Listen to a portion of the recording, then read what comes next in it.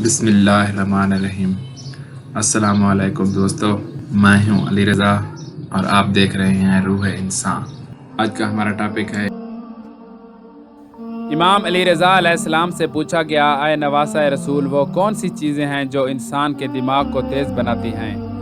بس جیسے ہی یہ پوچھا گیا تو نواسۂ رسول امام علی رضا علیہ السلام نے فرمایا، اے شخص، اگر اپنے دماغ کو تیز بنانا چاہتے ہو تو 3 چیزوں کو اپنی زندگی میں شامل کر لو، کیونکہ یہ 3 چیزیں وہ ہیں جو انسان کے حافظے کو مضبوط اور دماغ کو تیز بناتی ہیں۔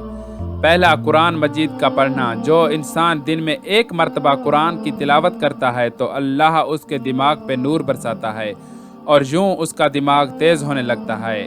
دوسرا، شہد کھانا۔ جو انسان شہد کو اپنی زندگی میں شامل کرتا ہے تو اس کی نظروں کے سامنے حقائق آشنا ہونے لگتے ہیں اور یوں اس کا دماغ روشن ہوتا ہے۔